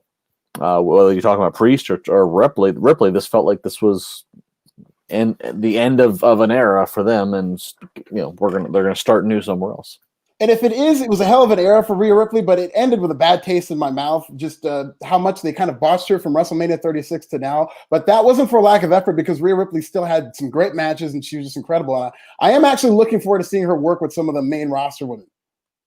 Yeah, there's so many fresh matchups. You're right. Whether you put her on Mondays or Fridays, it's almost to the point of just, and we've heard about it for a couple of years now. Excuse me, about a woman's only show, whether that be on cable or a network only thing. There's just so many women. And I say that in as a good thing. There's so many talented women between Mondays, Fridays, and then on NXT. I think you get to a point to where you don't just want to have, the Raw Women's title, the SmackDown Women's title, and then the tag team titles. Like, you want to be able to have other stories that are just stories. They don't have to revolve around a title. But the only way to fit that in, I think, is you need to have more programming for them. And, I don't want to dismiss 205 Live, but I almost feel like if you replace 205 Live with a women's only show, you'd probably see more bang for your buck, in my opinion. But all in all, good problem to have. A lot of talented women that we are all trying to keep track of. Where are they in the WWE universe? Absolutely. And to your point, not to jump ahead, but this is very relevant. They did make an announcement that there is going to be a Dusty Rhodes Women's Tag Team Classic. So they might be on their way to developing brands in a whole separate entity for the women, because now it's time. They have they have an excess of talent of women on all 3 brands. Yeah, if you do the stats, and I'm sure we could call upon friend of this show and such, Sean Ross Sapp, and if you really go into the stats, I guarantee if you looked in the last 2 years, the women across WWE and NXT platforms have probably main evented or done more significant segments than we probably make a point to highlight. But it's there. And then again, Ripley losing, I felt like, again, she's probably going to Raw or SmackDown. Again, good for her. Good for Raw or SmackDown, but it's like, God, they have just such a plethora to use, and I feel like they don't have enough time to use them. Matt, what do you think about this women's match between Ripley and Raquel? We're trying to give props before to Hager and Wardlow for a forward-thinking big man's match. And here's the thing. Both of these 2 women are much bigger by comparison to their counterparts within their division. Yeah. And I'm not blowing smoke. I was much more impressed with their match tonight. Dead serious. I was blown away by it. It's not hyperbole. I knew I would be. I think we all knew we would be. But even this still went a little bit past my expectations. Like, this was freaking awesome. Like, I'm going to go back when we're done tonight. This will be one of the matches I watch again. I'm also going to watch the Young Bucks, Too Sweet, and, Gals and them. But this, for sure, I'm definitely going to rewatch again. I think, not to pick on Nia Jax, but like Nia Jax, she's someone who gets booked on Raw and SmackDown. Monster. Yeah, as a monster. And, she does what she does. She has her limitations, and of course, she's had her critiques of hurting people sometimes. Yeah, right, exactly. And I don't know. I don't know if it's her fault or not. I don't know. But I look at a Raquel Gonzalez, and I'm like, okay, here's someone who can play the big woman spot, but also is athletic, also just has a lot of appeal, like just so much appeal to her. I'm like, I feel like you could put her in the Nia Jax spot. Like that, and like maybe you get more out of it. And I don't. No. You're gonna take too long to get to it. Stick where you are because you're 100% right. Better, yes, it would be better. Yeah, all I wanted to say is I'm sorry. I don't want to throw Nia Jax on the bus, but I just think Raquel. That's not throwing her under the bus. That's like when I got a chance to go out there and debut like Santine Lesnar. I'm sure there was guys in OVW going, Heidenreich would be better than Morgan. Like everyone has a right to say that things like that, have an opinion like that. Except this one's true. Gonzalez is that freaking good, and she's still raw. That's the scary part. She's still getting better. She's still green, and that's not an insult. When people hear the word green, they always assume like, oh God, that must mean an insult. No, it's not. No, it's not. Cornette used to call me either green or a puppy with big paws still, meaning I still had to fill out. I still had to fill out my wrestling body, if you will, because that's so many more years left in me to improve, and really good potential, right? And Gonzalez's potential is frigging insane.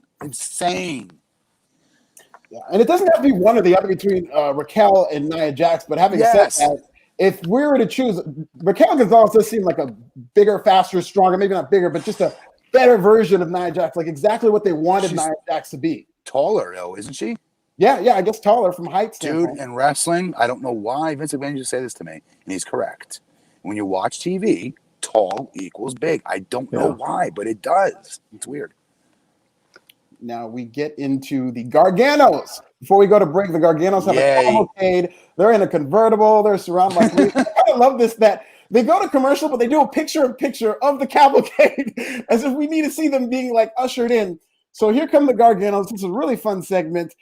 Gargano starts it off, talks about all these curses. This is great because Gargano is a legit Browns fan. I believe he's from the Ohio area. And he said this is the week that the Cleveland Browns curse of going to the playoffs have been broken. That's a huge story if you're a sports fan. And then Gargano compares that to his own curse being broken. He says, yo, Candace, I did it.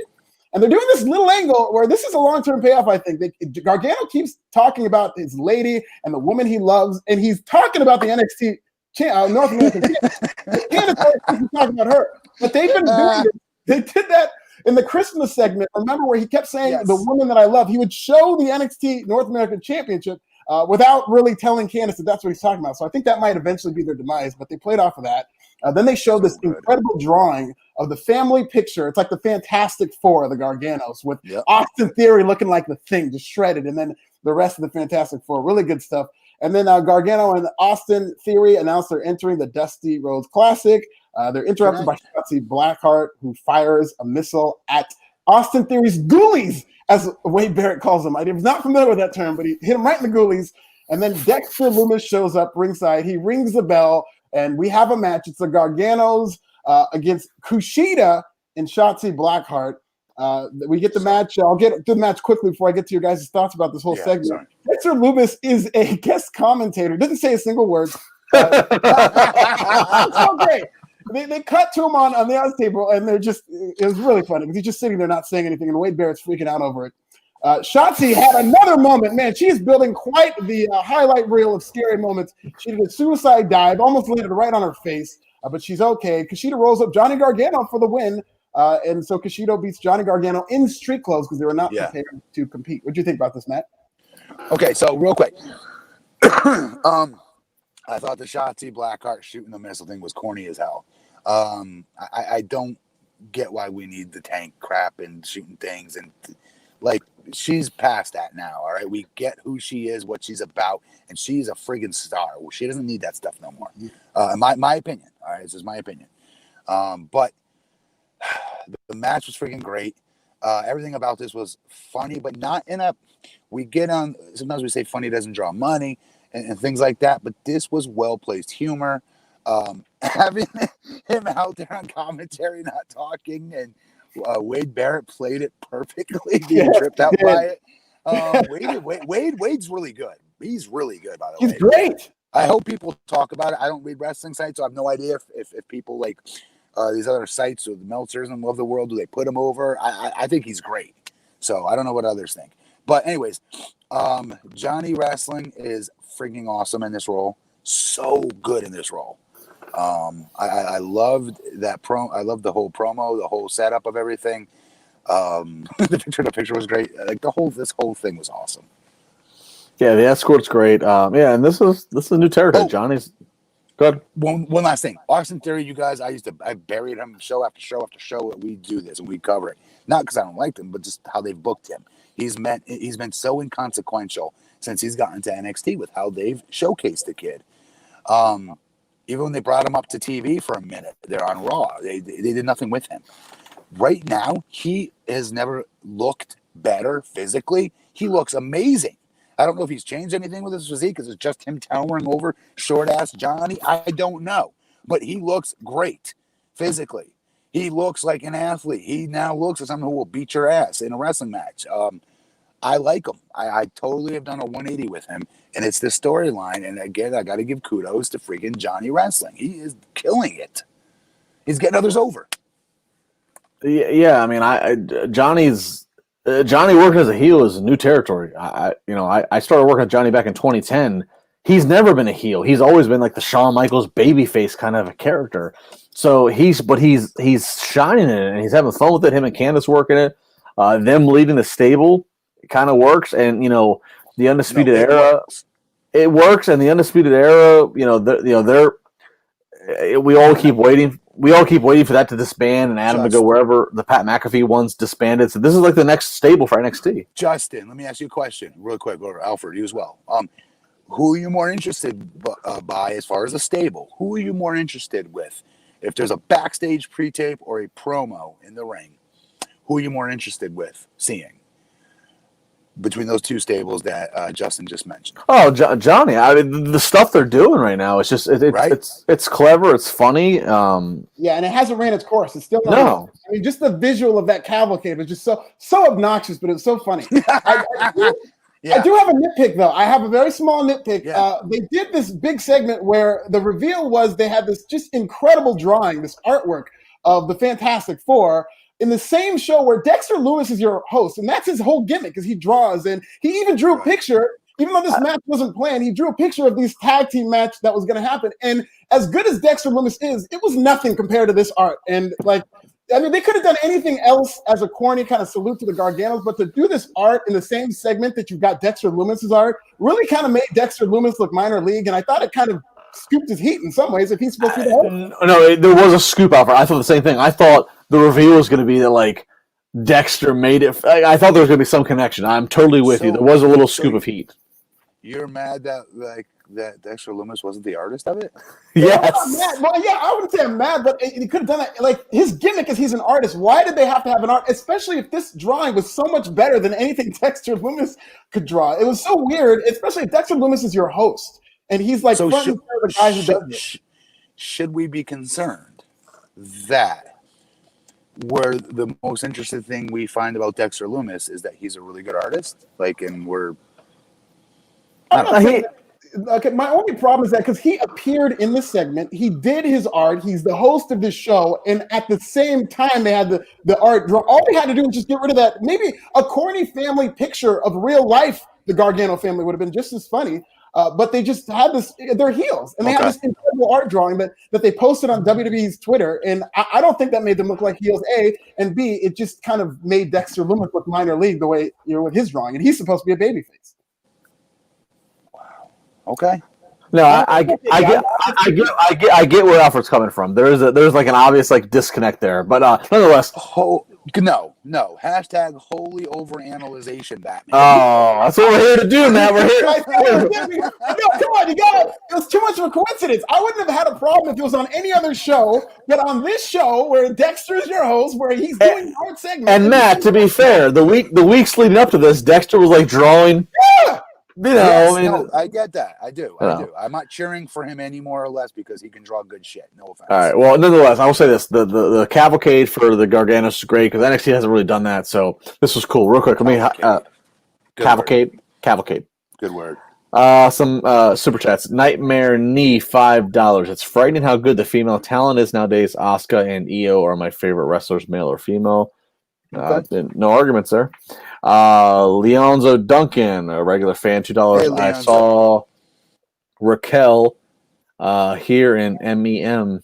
Great. I'm gonna try. What's MEM? It must be a wrestling indie, an indie Promotion. Main Event Mafia. I think he means Main Event Mafia. I'm joking. I was gonna say, was she in that? Yeah. Another Nightmare Knee, $2. Roman versus Cross. How'd you book that?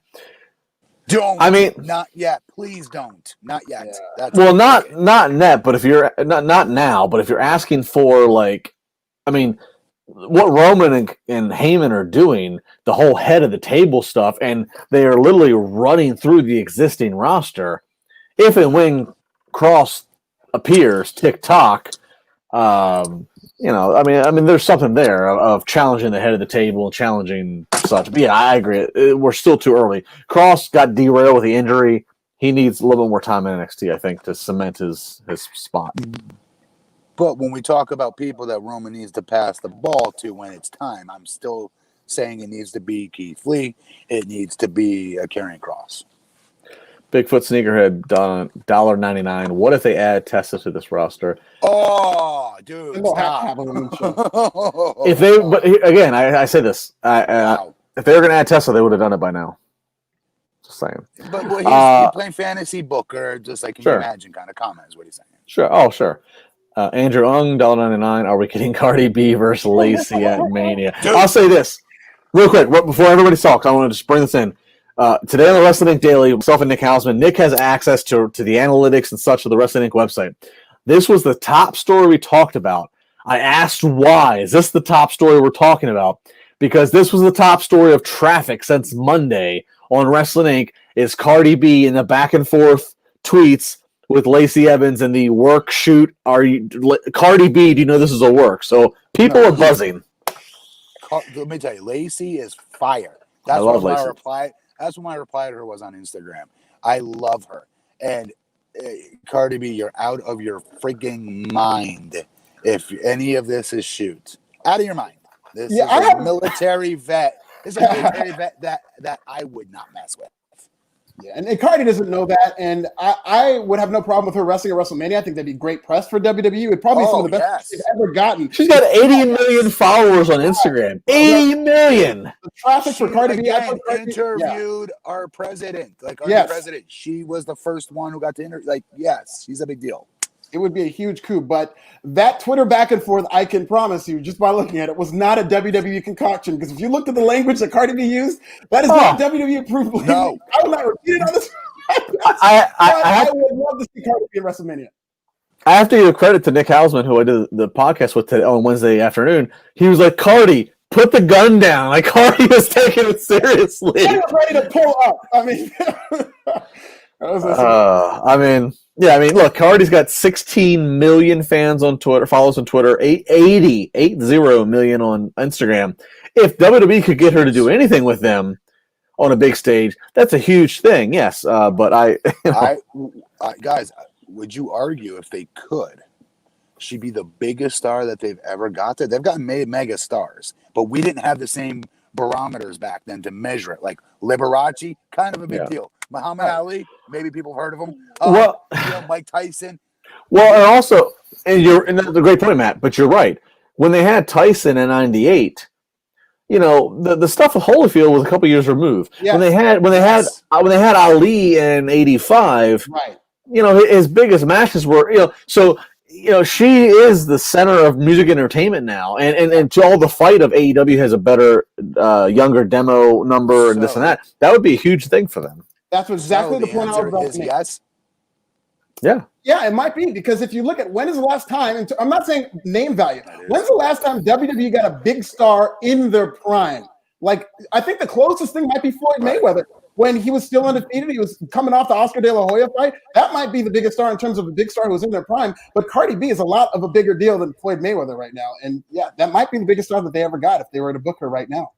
Dude, Lacey needs to keep doing it. Lacey needs to keep going, girl. Keep going. Keep fanning that flame. we get an announcement that NXT TakeOver is going to be on Valentine's Day. They don't have a theme for it. It's just going to be called TakeOver. I thought it was going to be like the Valentine's Day Massacre or something, but it's just Valentine's or something Day. with Shotzi Blackheart, or like some host or something. Yeah. We go to the main event. It is Finn Balor versus Kyle O'Reilly. Okay, I just thought of something. They could have had Shawn Michaels hosted because he's a Heartbreak Kid. Valentine's Day. Okay, so we get into Finn Balor versus Kyle O'Reilly. This was a good match. I don't think it was as good as their first match, but I really enjoyed it. A lot of submission wrestling early. Once again, Finn Balor got busted open the hard way. He was bleeding from the head. But the story of this match was Finn Balor working over Kyle O'Reilly's jaw. I just love this stuff. They had a spot where the officials had to stop the match and check on Kyle O'Reilly to see if he was still good to go. The finish came where Balor trapped Kyle O'Reilly into a crucifix submission maneuver, stretching out his jaw, and Kyle O'Reilly just tapped out almost immediately because of all the damage that has been done to his jaw. And Balor was bleeding. He kind of stood up and acknowledged Kyle O'Reilly, and then the Undisputed Era came down to check on him, and that's the end of your show with the world title match. Gentlemen, I think Raquel Gonzalez and Rhea Ripley stole the show. I think that was the best match on the show. Okay, so that was, and I would argue that this was the third best match on the show. I thought the opening match was still better than this as well. This was a very well executed match. Like, they didn't do anything wrong. I was one of the Demon's biggest marks. When he was a Demon, I love that damn character. But just as Finn, I don't feel it. I don't care. It feels vanilla to me, boring-ish to me at times. Just a character. And then the match, when they get in the ring, it's just like, okay, I'm going to watch really two good wrestlers wrestle each other. Maybe I'm being too hard on him. I don't know. I just didn't think that this should have closed the show. And I know that's crazy because he's the champion. But I also think that's telling because I don't think he should be their champion, quite frankly. Yeah, no, Matt, I'm with you. I think that the ending here was missing something, even if it was something as simple as Finn's retained, just have Scarlett at the entranceway. Right. Reminding him that you never lost, Cross never lost this. It was kind of a flat ending. The match was fine. I agree with Alfred. I think the women's match could have put in the spot. I think Cross and Priest at the beginning could have. I think, and I'm with you. Balor has not done the demon gimmick in a couple of years now. Yeah. He's had a tough run in NXT with injuries and on the main roster. They're trying to revive him. They're trying to give him a steady. They never had him vacate the NXT title, even though he was injured for a period of time. They're trying to re-energize him, so I give them credit for that. But I agree with you. Once we saw what is way more interesting to the Demon, every time I see Finn Balor, it's just kind of like, eh. Can I say something? My problem with Finn Balor. What do you think about a stable? I'm just pulling this out of my butt here. Finn Balor, Kevin Owens, Sami Zayn. That'd be interesting. Yeah, as long as they had a story as to why they were together. I feel he needs to be with others. I'm being serious. At this point, I've seen enough of him to realize he's an amazing talent. And Finn, I'm speaking of Finn, he's an amazing talent as far as wrestling goes. He looks great. But when it comes to talking or character development, there's something there that he's I don't know. He loses it for me as a fan. And he's a friend. I don't like saying that about him. It sucks. But by the same token, he could do better to be in a group, in my opinion. Kind of like they did with AJ for a while there. And it ended up bringing out so much out of him. AJ got so much life pulled out of him that as AJ is a good friend of mine, I didn't know AJ had that in him. All of that. I had no idea he could be that kind of heel. Seriously. And I think there's something to be said for that. I think of Sami Zayn, KO, like they could use it as I don't know. I think all three guys could help each other. That's all. I think Finn, just as Finn Balor in the WWE world, I'm not talking about what he did in New Japan or what have you. Right. I think just as Finn Balor, I think it's kind of a similar situation in America to Kenny Omega. You're never going to deny this guy knows how to put together a fun match, an entertaining match, but there's a connection gap, and we've seen that Finn has this alter ego as the Demon, and you're like, holy shit. Yes. It's the same thing with Kenny. Good analogy. It's the same thing with Kenny. With Kenny, it's just I hate to talk crap on Kenny, and if Kenny ever watches and I ever have to come face to face, I have to defend my points. It's like, dude, you're in shape. You know an X's and O's of a belt of a match, but I don't feel compelled the way that I feel like I should. He's doing it now. He's hitting home runs right now. He's getting there, but it's just I feel, and I do think part of it's the good comparison, by the way. Yeah, I think where Kenny was at with AEW for quite a while, and Finn is now. And probably a big part of it is the scale. Part of it is what gets over in Japan and what's there and what me, the American fan, is asking. That's probably a big part of it. But that's how I look at it. I look at Finn Balor and Kenny Omega is very similar. Finn has that alter ego, and that's just where it is. They don't let him use it. There's really no precedent for that. It's so weird. That's always been my problem with Finn Balor is that could you imagine if the Ultimate Warrior, like that's what got me into wrestling when I was 2 years old. I saw the Ultimate Warrior and I was hooked forever. But can you imagine you see Ultimate Warrior and then 90% of the time he's Jim Hellwig and they just say the Ultimate Warrior for something special. I wouldn't care about Jim Hellwig. Yeah. I always think about the Ultimate Warrior. So anytime I see Finn Balor, I'm like, man, put some paint on your face. Like I know it takes a long time, but do like a quick version of face paint with the demon gimmick or some version where you're always, because he could be a main eventer. Because when he was a demon on the main roster, they protected him. He never lost as a demon. And so if they did that with his character, he's a main eventer easily. Cool ass entrance on top of it too. That's a good point, Alfred. You're right. Yeah. Once you see the Ultimate Warrior, you can't see Jim Hellwig. It has to be the Warrior every time. So, Andrew Ong, $1.99. Is Walter versus Finn ever going to happen? I think right now that's a victim of the pandemic. I think Walter's overseas. Yeah. So. But that would be a great match for what it's worth. And I would argue, how about this? Walter's character, which is a very dry as hell. It is Canada dry, as it comes on purpose. That's a purpose. He's a bruiser in between the bell. Once the bell rings, he's a bruiser. But his character is very stoic. Very, But I will argue, I get more out of his character for whatever rhyme or reason, than I do Finn Balor's. How about that? I never thought I'd say that. I agree. There's a way to be charismatically stoic to where he comes off like a legitimate badass that you do not want to mess with. That's something you can't teach. He has this air about him where he's a legit tough guy, and he just understands that character. And he never breaks character. On social, everything, you don't ever see that. He's a little bit like, and I'm fans, calm down. But he's a stoic big guy. Like you don't see Brock Lesnar placating to the fans. No. Like it's that kind of thing. He's you don't see MJF play. He holds true in the day and age of social media. Walter is Walter. I've never seen him doing a Make-A-Wish thing. Nothing wrong with Make-A-Wish, but you know what I'm trying to say. He doesn't break down and break the fourth wall. So that was NXT. One other headline real quick, and then we're gonna get out of here. But it's a worthwhile headline I wanted to bring up from Wrestling Inc. You can read the full story. So this past week, Raw did their Legends Night. This is kind of like the break the glass, hit the panic button. Let's bring the Legends back. Right. But it works, folks. They had the best viewership and rating since March. What was the number? So it was up. They ended up doing an average of 2.12 million viewers on the USA Network. It's up 20% from the previous week. This is good. First hour drew 2.1. The second hour also 2.1. The third hour drew 2.0. So they never dropped below 2. This isn't good. I thought it was a lackluster show. I know, but again, when you terrible. When you say the Legends are going to be there, the people tune in. That's terrible. That's not good news. Yeah, that's not good news, guys. Damn it. That just means that we were talking about this last show. The vicious cycle is going to continue because this is what WWE does. Now WWE is incentivized. So the next time the ratings go down, they still have that emergency glass case. One of these days, I really want to see where they do a Legends Night and it does a lower number so that now you're handcuffed and you have to build from your future. But this is just going to incentivize them to the ratings are going to go down again and they're going to go right back to the Legends. And other than, I didn't talk to you guys about this Monday, other than Flair's involvement, all the Legend use was the same as always. Just quick cameos, no progression. And there's no Austin, there's no Rock, there's no Matt Morgan. It's like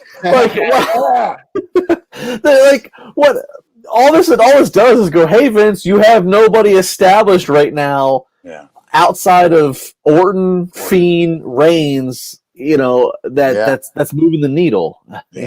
But it's sad. It sucks. I feel bad for the talent.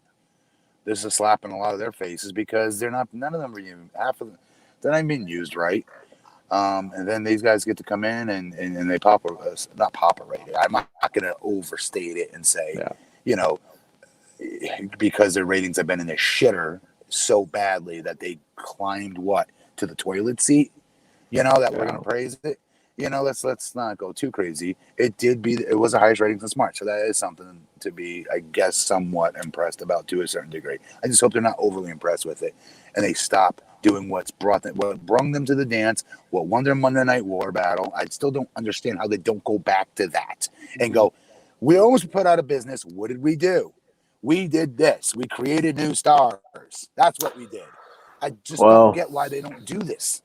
And the only answer, Matt, that's a $1 million question. The only answer is that at that time, come 98, they were still the private wrestling company. Now they're the public entertainment juggernaut. So I can only imagine the decision making comes different. But that's a whole other podcast. That's not a terrible point, actually. It's not that. And that's a whole other terrible podcast we have to go through. Last super chat, Ethan Kaufman, $5. Adam Cole stands out so much more than the other three members. When any other Undisputed members has a singles match, I can't get into it much. I don't disagree. I've been pleasantly surprised by Kyle O'Reilly. Not like I was a big fan of him before, but just seeing his singles run, I saw a lot more in him than I thought he had. Me too, but that's because I didn't think he had anything at all. Right. Do you know what I mean? Yeah. So he's exceeded the low expectation I had of not to be a dick because he's a really good wrestler, but I wasn't expecting him to be, the next like Shawn Michaels or anything either. Adam Cole, though, he's the real deal. I love Adam Cole. Yeah, the situation remains the same. Adam Cole, you can see a future. O'Reilly, they put some investment in. Bobby Fish, like the guy. Roderick, like the guy, but it's like, good hands. What do you see Vince doing with him? Demoting them to main event status, main event the TV show, not main event the status on the card. Last one for sure. Then we're hitting the end of the broadcast. Paul K, don't want to butcher your last name. $4.99. Redskins, Chase Young. 10 years ago, Morgan was the young of wrestling. I'm a Washington football team. That's right. We're gonna terrorize Tom Brady in the playoffs this Saturday night. Chase Young, rookie of the year. Matt Morgan. I love the Green Bay Packers. Morgan was the Chase Young of wrestling 10 years ago. I love the Green Bay Packers. I want no part of the Tampa Bay Buccaneers. I want the Redskins to win that game or the Washington football team to win that game. Can't say Redskins. So they can come to Lambeau and get slaughtered because I want no part of Tom Brady in the playoffs. Oh my God, there's more. They keep coming in. What is this currency? 200 what? 200 what? Adrian Sebastian, Finn Balor with a demon gimmick worked well in NXT before main roster, but main roster destroyed his normal persona. That it doesn't work anymore. He should go back to being the demon, never go back to main roster. I think if you talk to a lot of people in NXT, if they could get the paycheck that Raw and SmackDown gives, they would happily stay on NXT, and that's that. So, all right, that's it. No more super chats. Good. Cut Raj's bank account off. Matt Morgan, plug something. Wrestling Inc. podcast. See me here on Friday. Alfred? Right. At This Is Nasty Forbes, YouTube Pro Wrestling Bits. Go Pack Go and go Washington football team this weekend.